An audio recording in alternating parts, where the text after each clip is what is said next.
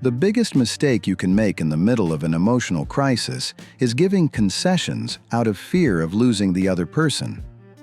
In this video, I'm going to expose a truth I learned at the cost of my own dignity. When you back down during major conflicts for the sake of temporary peace, you are giving your partner a green light to exploit you even more in the future. I've experienced how the fear of fighting turns you into a worthless, powerless individual whose word no longer holds weight. Crisis management is about having the courage to stand your ground on your red lines, even at the cost of the relationship ending. If you don't learn how to hold your anchor of authority in the middle of the storm, your partner won't just stop respecting you, they'll stop relying on you. You're about to learn that true peace only comes through power, not through begging and helplessness. Step into the unseen. Welcome to the ultimate masterclass in decoding the female mind. The collapse of authority in the storm. Why backing down in major conflicts is digging your relationship's grave.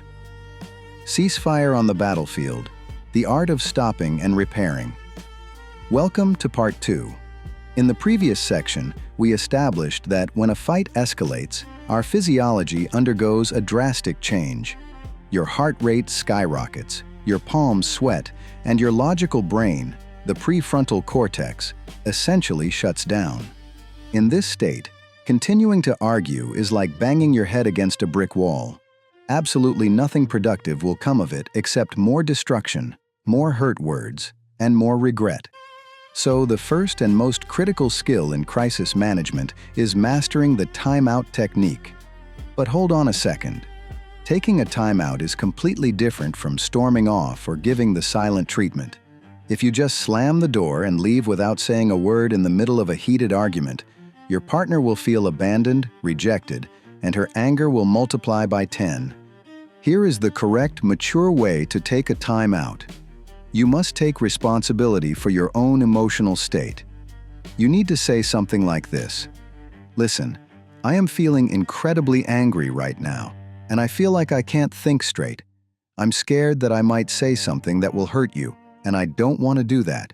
Please give me 20 minutes to calm down, and then I promise I will come back, and we can discuss this. This sentence works miracles. Why? Because firstly, you reassured her that you will return, so there is no abandonment. And secondly, you showed that your goal is to protect the relationship from your own anger. During those 20 minutes, you must not sit there ruminating and planning your comeback or thinking about how wrong she is. You need to deep breathe, splash cold water on your face, read a magazine, or take a walk to get your heart rate back to normal. Only return when you are physically calm. The next vital skill is using repair attempts. These are phrases or actions that act like speed bumps in the middle of a fight to lower the tension. Research shows that happy couples aren't the ones who don't fight. They are the ones who know how to tap the brakes in the middle of a conflict. A repair attempt can be a small joke, if appropriate, a smile, or saying something vulnerable like, "Wait, I'm overreacting, let me take that back." Or even saying, "This fight is getting really painful, can you just hold my hand for a second?" When you reach out and hold your partner's hand in the middle of a screaming match, the level of cortisol, the stress hormone, in both of your bodies drops immediately. It sends a primal signal to her brain saying, "We are not enemies. We are still lovers, even if we disagree." Let's analyze a complex, real-life scenario. Imagine your wife says to you with a sharp tone, "You never respect my family. You were so rude to my dad." Your instinctive reaction is to defend yourself. "Me? Are you kidding? We spent the whole weekend helping them move." But let's use the disarmament technique. In this technique, instead of fighting the whole sentence, you find the tiny grain of truth in what she said, and you validate it. For example, you say, "You know, you might have a point. Last night when your dad was telling that story, I was checking my emails, and that was disrespectful. I'm sorry for that." Boom. When you validate even 1% of her complaint, she is disarmed. She can't fight you anymore because you are no longer standing against her. You are standing with her, acknowledging her feelings. Another crucial point at this stage is avoiding absolute words. Words like always and never are pure poison. You are always messy. You never listen to me. These words are factually lies. Nobody is always terrible. When you use these words, you force your partner to become a lawyer and bring up evidence to prove their innocence, and the main issue gets lost in a trial about history. Instead, say, "In this specific situation, I felt like my opinion wasn't heard." Be specific, be precise, and avoid generalizing. And finally, if the fight reaches a point where you feel you might lose control and become abusive or destructive, have a code word. Agree on a word like stop or a specific hand signal beforehand. Agree that whenever either of you uses this signal, the other person must stop talking immediately, no questions asked. This isn't a sign of weakness, it's a sign of high emotional intelligence. It shows that you value the safety of your relationship more than the satisfaction of winning an argument. In Part 3, we are going to dig up the roots of these conflicts and understand why some problems keep coming back for years and years.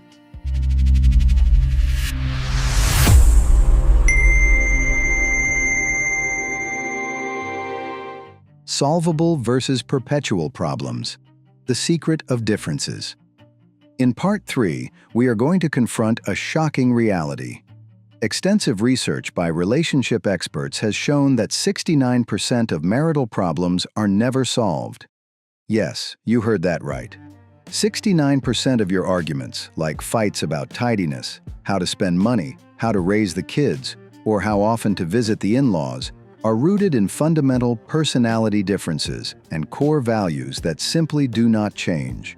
If your wife is naturally introverted and needs quiet time, and you are naturally extroverted and need parties, this difference will likely last until you are both 90 years old.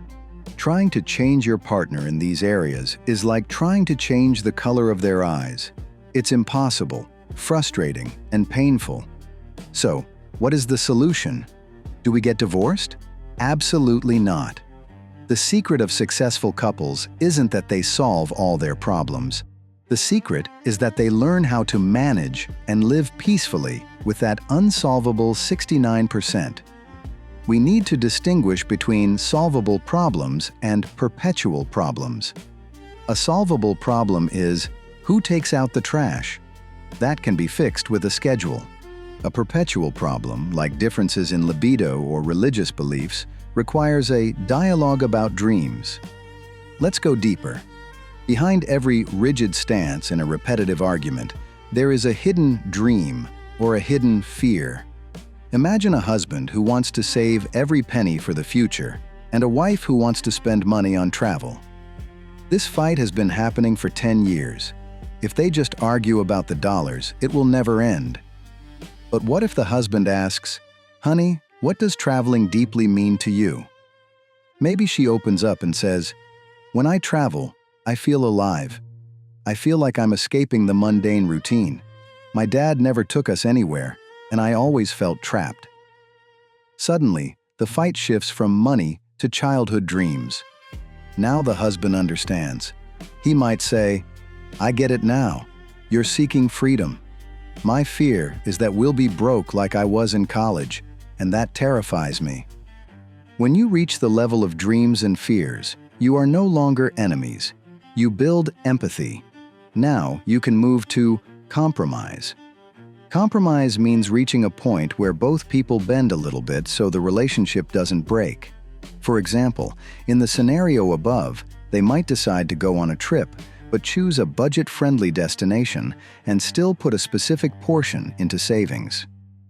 The art of compromise involves drawing two circles: a small inner circle, your non-negotiables, your core values, and a large outer circle, areas where you can be flexible. The goal is to make your area of flexibility as large as humanly possible. Another vital technique in dealing with perpetual problems is using humor. When you see you are about to argue about the same old topic again, Let's say the socks on the floor, instead of exploding with rage, try to laugh about it. Say, "Oh look, the invasion of the wandering socks has begun again." When you can laugh at your differences, you take the venom out of them. Accepting that my partner is not perfect, and in this specific area they will probably always be annoying, is the greatest gift of peace you can give to yourself. You didn't marry a robot programmed to your specifications. You married a human being who is a package deal of strengths and weaknesses. In Part 4, we are going to look at the aftermath. After the storm has passed, how do we rebuild the ruins? How do we apologize in a way that actually heals the wound? And how do we close the file on a fight forever so it doesn't turn into a grudge that poisons our future? Stay tuned, because the healing process is just as important as the crisis management itself.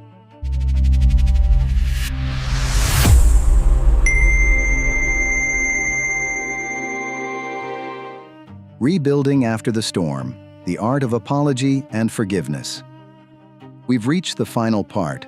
Imagine you've just had a massive blowout fight. Voices were raised, maybe hurtful things were said, and now the silence has returned, but the air feels heavy. There is an invisible glass wall between you and your partner. How do you shatter that wall and reconnect? Dr. Gottman calls this phase processing a regrettable incident. You cannot just pretend nothing happened. If you sweep the trash under the rug, eventually it's going to start to smell. You have to sit down and perform an autopsy on the fight, but this time without any blame or judgment. The formula for a successful repair conversation has 5 distinct steps. Step 1. State your feelings. Each of you gets a turn to say exactly how you felt during the fight without being interrupted. I felt scared. I felt ignored. I felt attacked. Note that these are feelings, not accusations. Step 2. Tell your reality. Each person describes the event from their own camera angle. Remember, in a fight, there is no one single truth. There are 2 truths, my truth and your truth, and both are valid. You have to accept that your partner's perspective is just as real to them as yours is to you. Step 3. Identify your triggers.